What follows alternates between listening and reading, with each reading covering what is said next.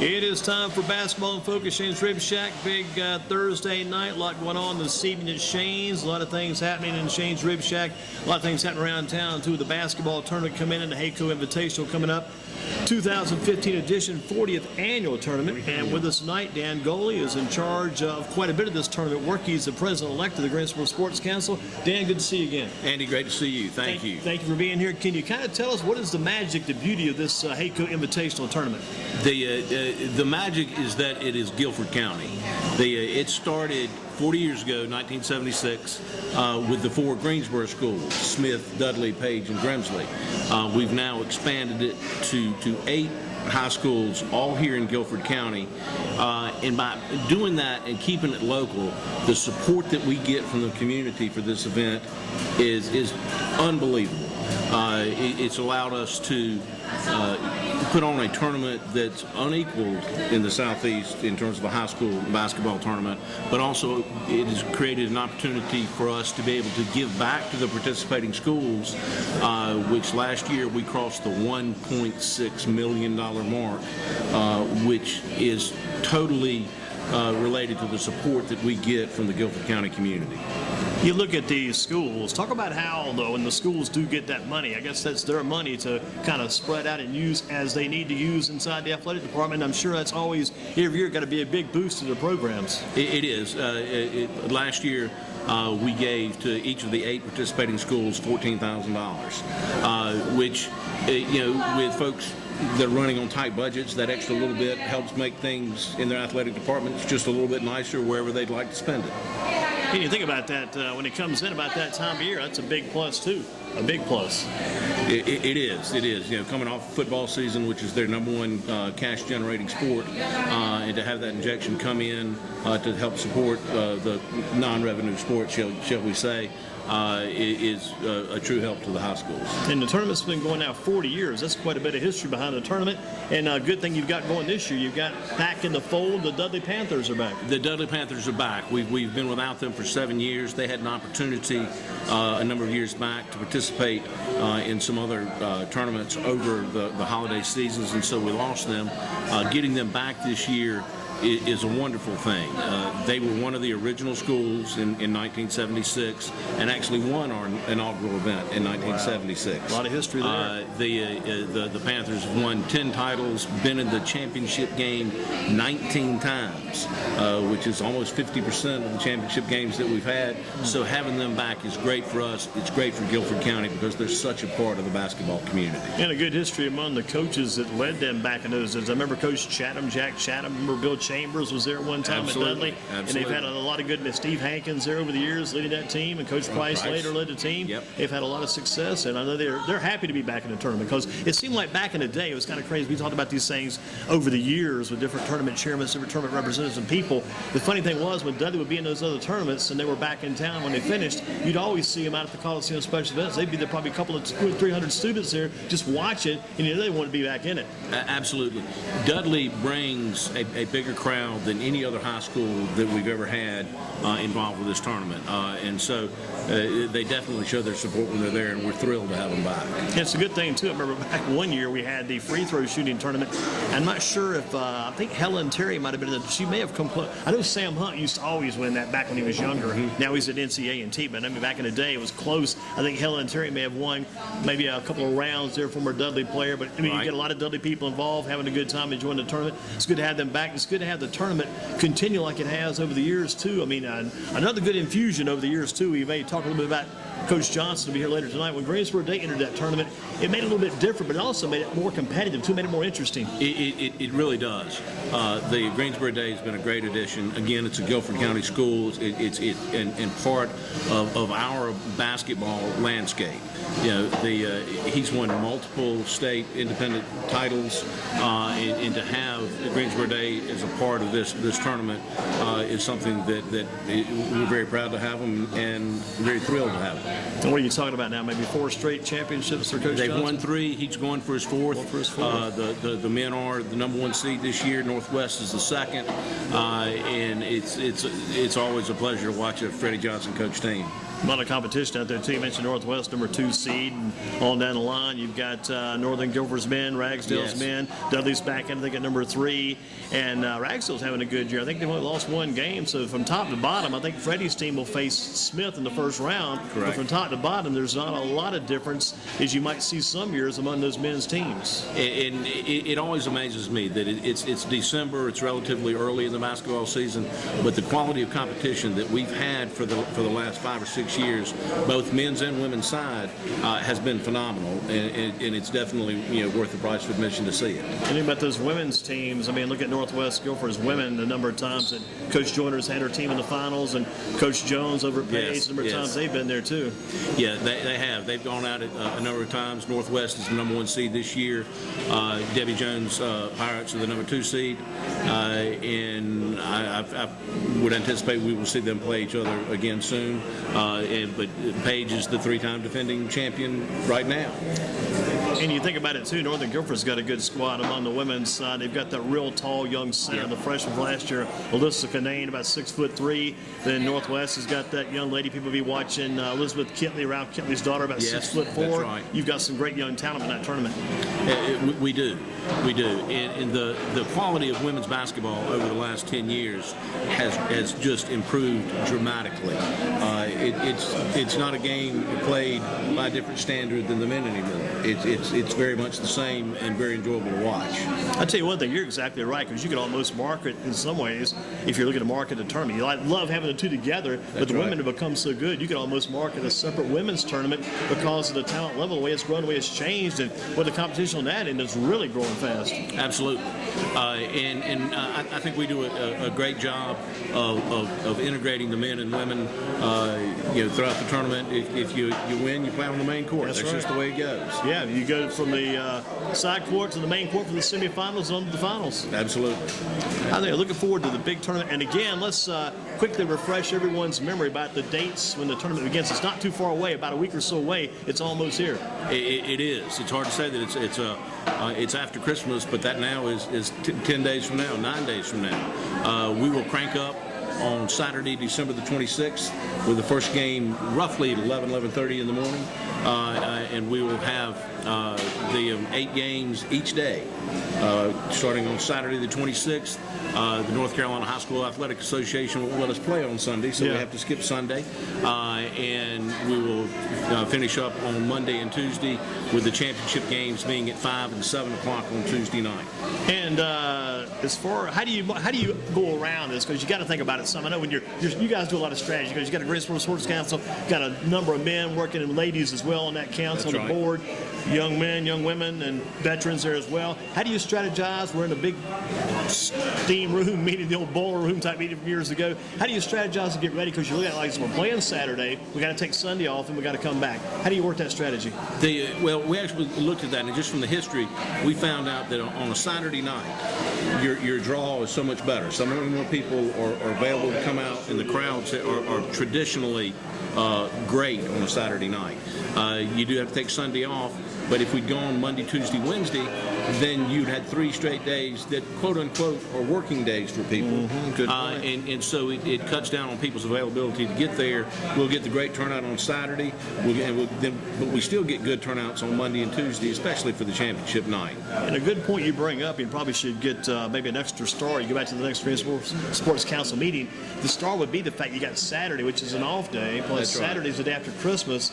And people are so inclined to be trying to find something to do that day because they're so stoked up being inside the house, hanging out with the relatives, opening gifts and presents. They love to get those gifts and presents. They love the meals, but they want to get out and go somewhere. That's right. We can all take so much family and a chance to get out, go to the Coliseum, see some great basketball, and have a good day. It's a great option. Good draw. Now talk about your involvement prior to the tournament. You've had a lot of work to do before this thing's got on your shoulders here, getting ready to go full steam. We do. We start in August raising sponsorship dollars for the event. And again, I can't thank the Guilford County community enough for how they have come behind us to support this with their sponsorship dollars, and it really allows us to do what we do monetarily back for the schools. It's also allowed us to make it a nicer event. We've got some dollars that we can spend in terms of making the Special Event Center a more aesthetically pleasing place for this event, and I think we create a great atmosphere for that. And there's a lot of effort that goes into that, and then the planning for the event. I mean, 8 basketball games a day for 3 days. It takes a fair amount of planning and logistical work, and we've got some great people that work with us, Dent Brad being one, who really spearheads that, and I can't thank him enough for what he does. And once you go to work on Saturday, what's your schedule like that first day? My schedule is I'll be there about 11 o'clock in the morning, and I'll go home when the last horn ends Saturday night. And it'll be that way all 3 days. And just making sure that everybody's happy, things are running well, and the tournament's as good as it can be. And it's nothing new to you because you've kind of been around this same capacity in prior years. I have. They have been co-chair for 2 different years and been involved with the tournament for each of the last 10 years. It's something that it's important to me. If this is my civic give back, so to speak, I mean, I'm supporting the high schools of Guilford County, high school basketball, and the Greensboro Coliseum, all of which are very dear to my heart, and I'm thrilled to have the opportunity. Talk about your signature sponsor, HACO, what they mean to what you guys have to do and what you want to do. HACO has been absolutely the perfect title sponsor. Kevin Carter, Kip Blakely, and the support that they've given us for this event has been wonderful. It's a give and take relationship. They have supported us and really helped us grow to where we are now. But what they are taking advantage of is they have put an aviation job fair in association with the tournament. And it's letting our students, our kids know that there are jobs and careers that can be had right here in Guilford County, that you don't have to go somewhere else to start a career and have a family. It can be done here with good paying jobs, with good employers. You've got HACO, you've got Honda Jet. Well, Honda Jet's growing fast. Honda Jet's getting ready to explode. And so the opportunities that is providing for our kids here is something that HACO, Kip Blakely, is working so hard to expose them to, so that they'll have a great workforce and we get to keep our kids here. It's a good plan, too, because you got the job fair, and that will be held which day this year? That's actually all 3 days. All 3 days job Yes. fair. Gotcha. Absolutely. That's a major event. Will that be held throughout the course of the day? Will they visit a certain area of the Special Event Center? Yes, it is, at least through the afternoons. I don't think it goes on during the evenings. Mm-hmm. So in the afternoons, visit. And you've got people lined up, like you say, from all different forms of aviation to be there. Absolutely. Absolutely. How about the money? We talked about going back to the schools earlier, about the amount of money they have a chance to get, but I'm sure all the schools are more than happy to see that come their way when all the money's finally tallied up.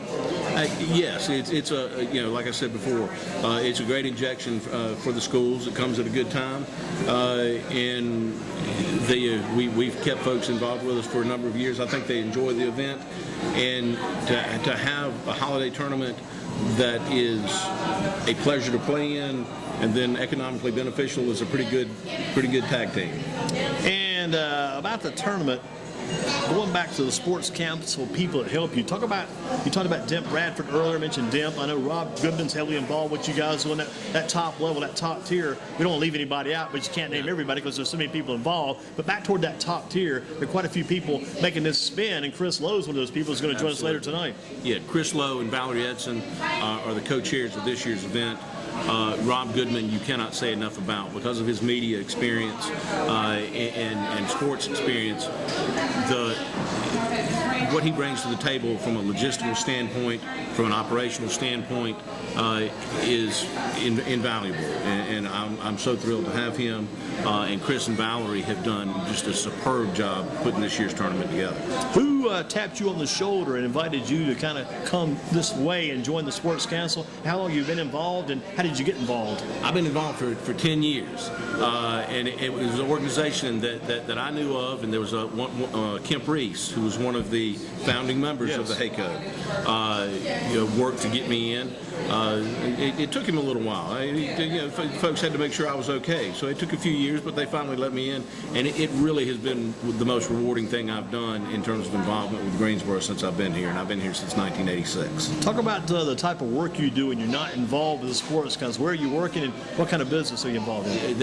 I'm with Chandler Concrete, run their Western division, the Piedmont division, and they've been very supportive of my work with Greensboro Sports Council and with the HACO Invitational, and I'm very thankful for that. And your family, you talked about Christmas, the time you spent with family together. I guess your family just has to realize this time of year, when the day after Christmas hits, you're going to be gone. Yeah, it's been that way for a number of years. They give me Christmas Eve and Christmas Day, but there's some traveling that goes on shortly after that I just don't quite get to join them. And they're very supportive of this too, which is a nice thing.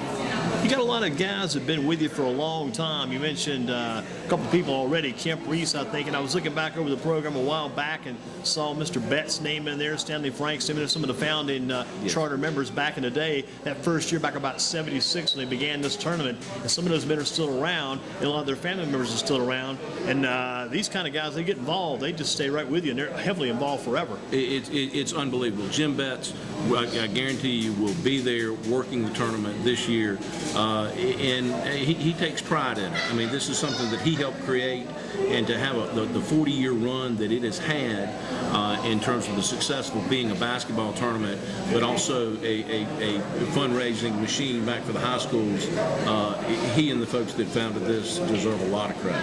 What's your most satisfying part about being around this? What do you like to see the most when you get out there and start watching? I know you probably enjoy watching the games. You maybe not be able to focus on a game-by-game situation trying to chart or track a team, but as an overall viewpoint, what's maybe your most satisfying part about doing this? I tell you what's satisfying about it is that, okay, this is the 40th HACO Invitational, and folks would think that it would get old. The nice thing is, every 4 years you've got new kids. This is a new experience for them.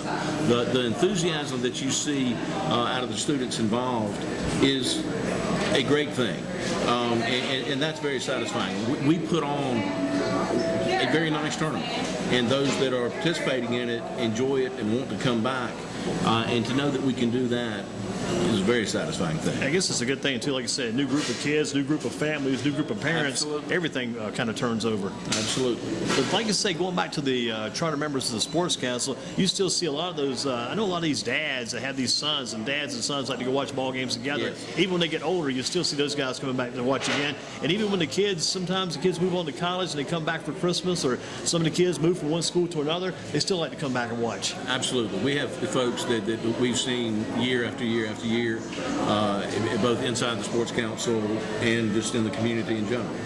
And you look back to the days you've been with the tournament, helping and building all these years, as you get ready for the big start on December 26th. You think about all the work that goes into it prior to the tournament, and when do you guys actually go to work, like the day after the completion this year? Do you go to work on next year's tournament then? And how's your timetable work trying to get ready for the following season? We take a little bit of a break, but I guarantee you by late spring we're cranking things back up and starting to work on just the logistics and also raising the money again each year. We stay in contact with Kip Blakely with HACO, and I'd be amiss if I didn't mention Newbridge Bank as our presenting sponsor and the support that they've given us for a number of years. We're so very thrilled to have them. But spring's a little less intense. Early summer, we start putting the pieces back together, and by August, we're going full steam again. And I should probably drop in. We'll be there as we have been in the past. Always let a broadcast. It almost wouldn't seem like the holiday without broadcasting those games over there with you guys. But one of the big things, too, is WFMY TV2 is heavily involved this year, if I'm not mistaken. They are. And they actually are doing promotional spots for us. Larry Aldis and the folks at WFMY, we can't thank enough. They've been a great supporter of this event. And remind the people once again about when the tournament starts and how the tournament runs, and even give them I was at a basketball game last Friday night at Grimsley. I like the way the PA man was announcing this, because if I was a connoisseur of good basketball and even great basketball, I'd say this is a great deal. Because you buy your tournament tickets in advance. I think back then it was about $15 for the entire tournament, and like $24 when you get there. You think, gosh, to be able to see 3 days of basketball for like $8 a day and all the games you see, I mean, that's one of the best deals around. But sell us on this deal. It's $15 per book of tickets for the entire tournament. That gets you in afternoon and evening sessions all 3 days. The quality of basketball is first class. It's a wonderful experience, and I encourage everyone to come out and support this. And you see a lot of those coaches coming by too. I used to see some of those college coaches from some of the schools that had been coming out there for years, almost like they had that on their schedule every season. They would come over for the Hayco and the Timco and the Pizza Hut and the Little Ford. On and on we go. On and on we go. Yeah, well, those coaches keep coming back. They do. From your standpoint, what's the toughest part about getting ready for this year? Something maybe you still need to get done, get it in place, but what's one of the hard parts? Is this a lot of fun, a lot of effort goes into it, but there's a few things sometimes you look at this, I got to get this done. Well, there's some things that still have to get done, but I'm fortunate this year that Chris and Valerie have to get those things done. Good job. So some of that's taken off of me. But they're logistical loose ends that always have to get tied up right here at the very end, and the overwhelming majority of those are already taken care of. It is a push, but we've done it a few times before, and we're going to be successful at it again this year. And you feel good about your Christmas plans and your family plans for Christmas? I do with that. I got both kids coming in actually tomorrow, so I'll have them with me for a week before I have to go work the Hayco. That's great. Yep. Dan, I thank you for coming in. Andy, thank you so very much. You always do a good job, and next time I need concrete or if someone else needs concrete, it's Chandler Concrete. Don't forget them. And also don't forget the 2015 Hayco Tournament 40th edition, 40th anniversary year. And I'm kind of looking forward to the 50th. I think that's going to be a landmark deal when you guys get that. I hope we're all still together. We'll talk about that then. I do. Absolutely, and I appreciate your support of this event. Thank you so very much. And we also put a good word out for Mr. Holloman, who was with us last year, not with us now, the work he did every year on that tournament. Other people like him have passed on or maybe left us after the previous year or years gone by. Absolutely. A lot of work over the years and good effort on your part. And the Sports Council can't say enough about what you guys do. And we have a special tribute in mind for Worth for this year's tournament. Keep up the good work. Thank you so and a very good much. holiday to you, too.